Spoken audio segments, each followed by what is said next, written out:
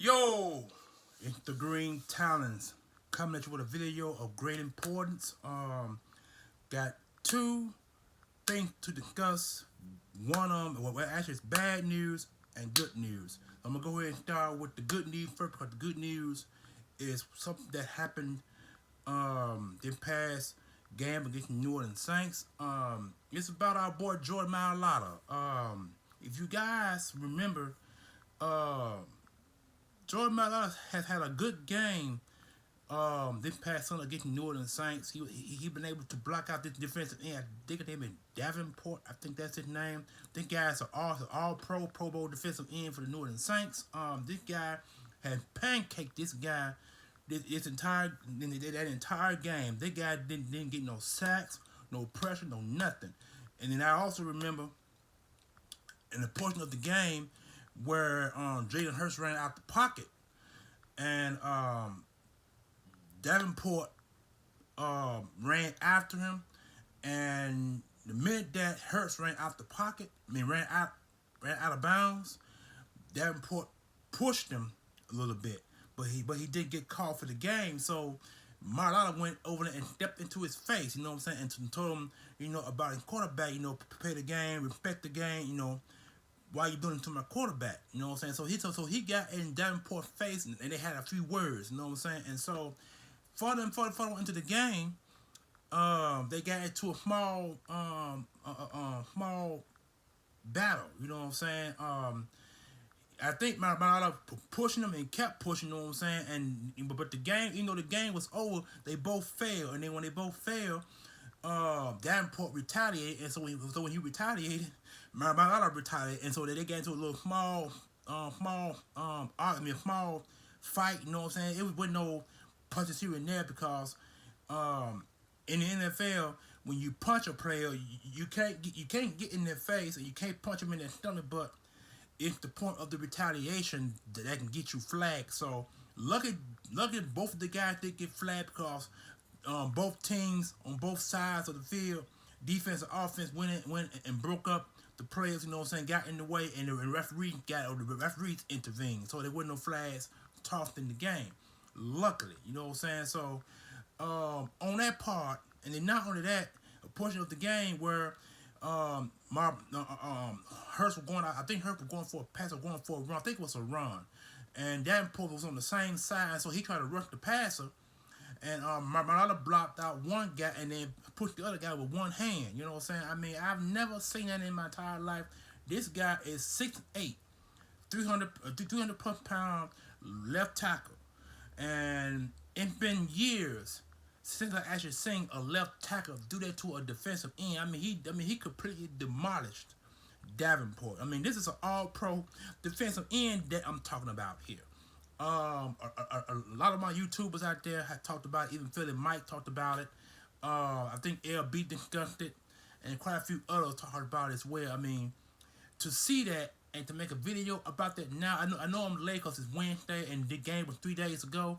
I know I'm late. I should have made a video between Sunday and probably Tuesday about this, but I just wanted to go ahead and get it out the way because this guy is what you want in a left tackle. I mean, it's been a long time since he had a left tackle that strong, and I think the last left tackle we had that strong was JP. You know what I'm saying? Jason Peters. Jason Peters was the last left tackle we had. Remember now, Jason Peters was 6'5". We talk about a 6'8" left tackle here, who's a rugby player. This guy plays rugby football. So to draft a guy like that in I think the fourth round, I believe, 4 years ago, the 2008 draft class, who, by the way, 4 or 5 of those guys are under contract at least until 2023. And Matt Pryor, the Eagles had him early part of the season, and they traded him to the Indianapolis Colts. And you see how well he's playing with the Colts. He's the left tackle for the Indianapolis Colts. So the Eagles got a bargain with him when they traded him away. So I expect Pryor to get a new contract with the Indianapolis Colts this offseason coming to a head. I expect him to get a new contract with him. If not, the Eagles could bring him back, but I doubt it because the Colts own his rights.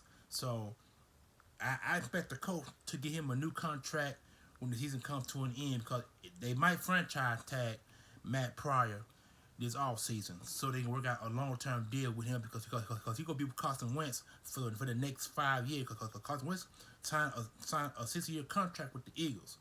And remember now he played only 2 years of that contract, so now he got 4 more years to go on that deal.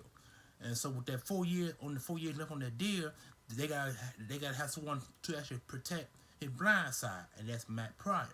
So Matt Pryor's now gone. He's out of our hair, but he's one of those 2018 draft picks the Eagles have drafted, and he playing pretty well. So all five of those guys that part of their draft class have been 4 or 5 of them have been re-signed. Only one has been re-signed with Matt Pryor, but I think Matt Pryor to get a contract with the Colts this off season. But anyway, enough of Matt Pryor.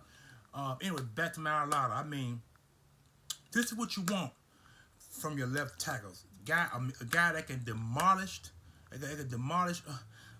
a defensive end or proper defensive tackle. Depending, I mean, size ain't gonna make no difference when it comes to him bum rushing. Bum rushing towards a defensive tackle, especially now. And now I put this way: if we were playing Aaron Donald right now in the Rams, I think Marlatta will be the guy that's gonna manhandle Aaron Donald. Even if he got to come out to a stump and get into his way, because we are Aaron Donald, one of the best defensive tackles in the NFL. Guys are 5-time Pro Bowls, 3-time All Pro with the Rams. You know what I'm saying? So if the Eagles were to play the Rams this season, Marlatta will probably be the one to manhandle him. So that's how much confidence I have in my left tackle, because he can manhandle a defensive end or defensive tackle, or maybe a pass rushing or blitzing center, a blitzing safety or blitzing cornerback. He can handle it. He's one of the best in the game. He can handle it. Guy got a long term deal, 59 million for the next 4 years. So I expect him to be. He might be a Pro Bowl, All Pro this year. The Eagles might have 2 Pro Bowlers this year.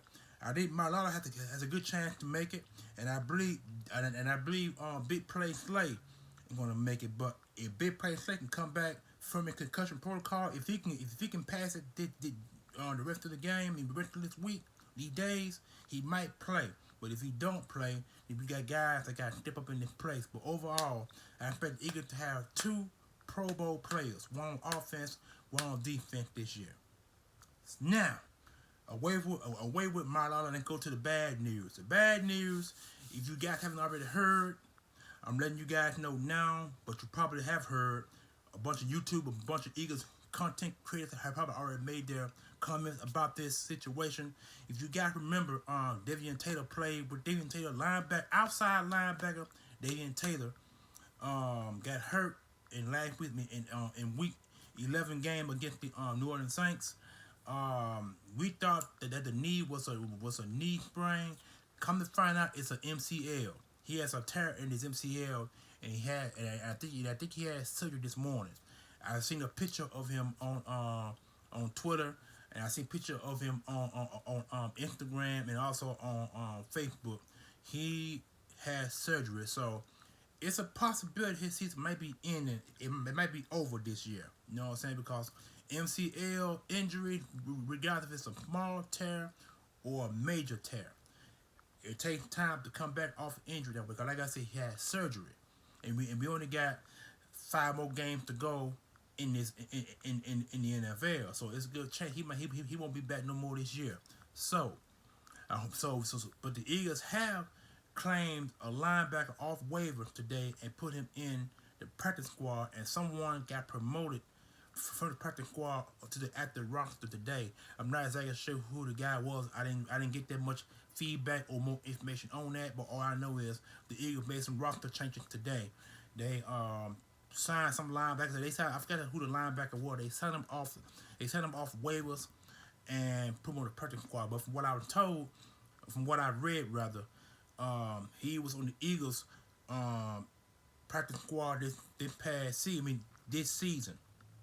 And the Eagles let him go, and they put and somebody got elevated. I'm not exactly sure how long I'm not exactly sure how long he been off the practice squad, but he been released this year, and the Eagles brought him back to make room for the guy who they just elevated on at the roster today, and I'm sure it's a linebacker. I'm not exactly sure it is, but this linebacker that they brought back is 6'3". He's a bigger linebacker, 210 pounds or 220, 230, somewhere along up in there. I'm not exactly sure what the weight class was, but I know it's between 210, 215, 220, somewhere along up in there.